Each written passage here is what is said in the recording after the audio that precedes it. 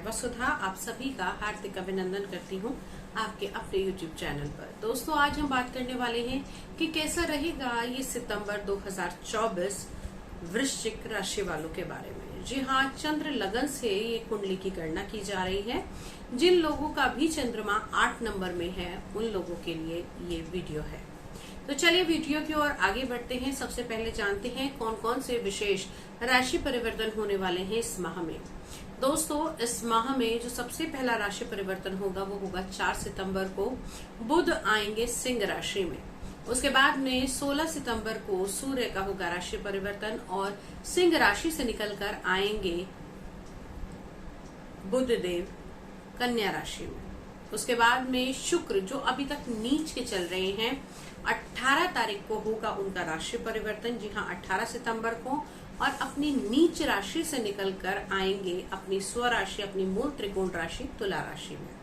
अब इन सभी ग्रहों का क्या प्रभाव पड़ेगा, आइए उसकी विवेचना करते हैं। लेकिन ये बता दूं दोस्तों कि सभी के अपने अलग कर्म हैं, सभी के ग्रह नक्षत्र अलग हैं। ये गोचर कुंडली के अनुसार गणना की जा रही है, लेकिन यदि व्यक्तिगत रूप से विश्लेषण करवाना है तो स्क्रीन पर दिए हुए नंबर पे हमसे बात कर सकते हैं। तो चलिए विषय की ओर आगे बढ़ते हैं। सबसे पहले बात करेंगे आपकी हेल्थ के बारे में। जी हाँ, अगर हम बात करें तो चंद्र लगन से 8 नंबर यानी कि वृश्चिक राशि के स्वामी मंगल देव अभी अष्टम भाव में हैं और इस पूरे माह ही अष्टम भाव में रहने वाले हैं। तो कहीं ना कहीं हेल्थ से जुड़ी हुई समस्याएं हो सकती हैं। जिन लोगों को ब्लड के इन्फेक्शन है या किसी प्रकार के रक्त जनित रोग हैं उन लोगों को अपनी हेल्थ का बहुत ज्यादा ध्यान रखने की आवश्यकता है। इस समय में ऊर्जा थोड़ी सी कम हो सकती है, आपके अंदर एनर्जी, अपने आप को थोड़ा सा लो फील कर सकते हैं।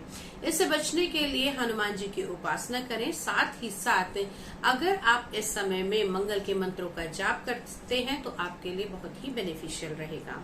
अब बात कर लेते हैं कुंडली के दूसरे भाव यानी कि आपके धन संचय के भाव के बारे में। तो देवगुरु बृहस्पति का गोचर सप्तम भाव में होने के कारण पार्टनरशिप से पैसा अर्जित होगा। साथ ही साथ पारिवारिक स्तर पर भी बढ़ोतरी होती हुई दिखाई देगी। किसी प्रकार की फिक्स एसेट या फिर आप लोग कुछ नया खरीद सकते हैं। धार्मिक अनुष्ठानों में आपका आवागमन होगा। आपकी वाणी के अंदर प्रबलता आएगी और आपके व्यवहार से लोग आपसे प्रभावित होंगे।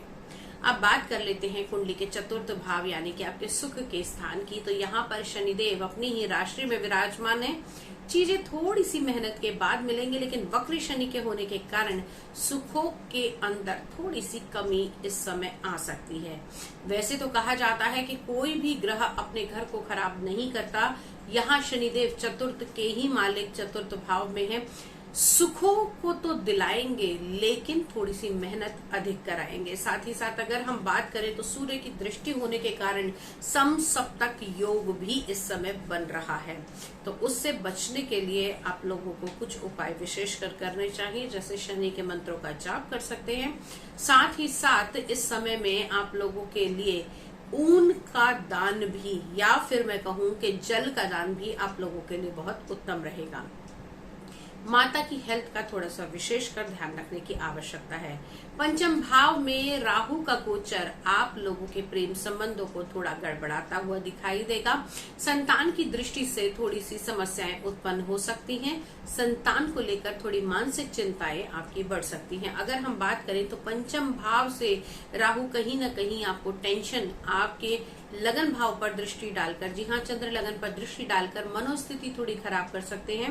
मन के अंदर थोड़ी सी आपकी कमजोरी आ सकती है। अन्य असहाय अपने आप को महसूस करेंगे और किसी भी प्रकार के प्रेम संबंधों से आप लोगों को मन उचाट इस समय हो सकता है।